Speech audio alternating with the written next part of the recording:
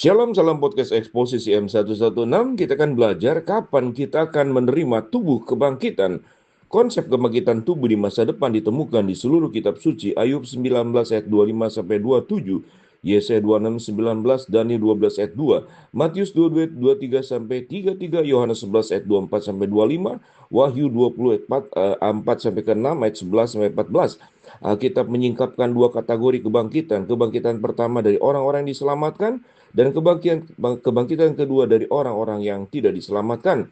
Kebangkitan pertama mencakup orang-orang tebusan di setiap zaman. Waktu kebangkitan pertama bersifat kondisional dan tidak terjadi pada waktu yang sama dengan kebangkitan kedua. Setiap kebangkitan akan terjadi menurut urutan tertentu. Allah telah menetapkan waktu di masa depan untuk membangkitkan semua orang mati.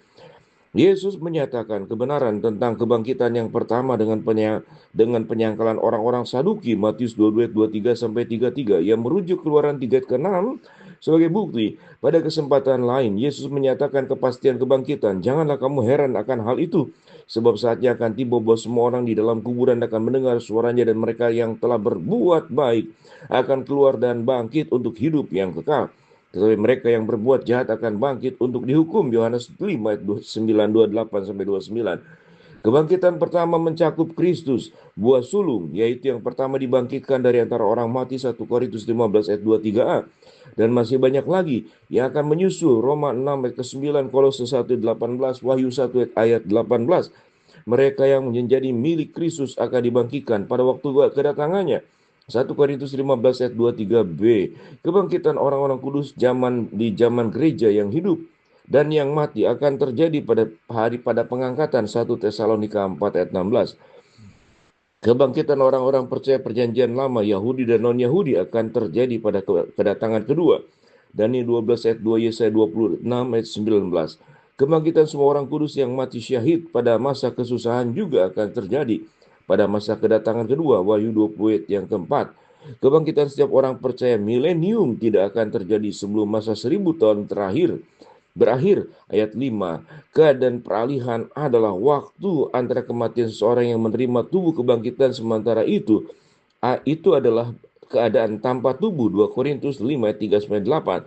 Itu adalah waktu sukacita yang sadar bersama Tuhan. Ayat 8 sampai 9. Kitab suci menyatakan bahwa jiwa sadar ketika tubuh mati, meskipun tidak berwujud.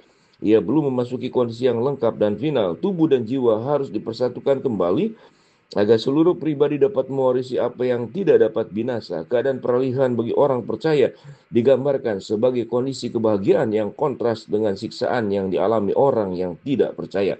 Keadaan orang beriman setelah kematian digambarkan sebagai suatu kondisi istirahat. Orang percaya memiliki dua prospek harapan menantinya. Satu, kebangkitan tubuh jika kematian terjadi. Yang kedua, penerjemahan dari kerusakan menjadi tidaklah dapat rusak jika masih hidup pada saat kedatangan Tuhan. Paulus berkata bahwa ia enggan untuk mati. Dengan demikian, untuk sementara waktu tidak berwujud, ditemukan telanjang, tidak berpakaian, tidak berada dalam tubuh. 2 Korintus 5 ayat 3 sampai ke 4 dan ayat ke-8.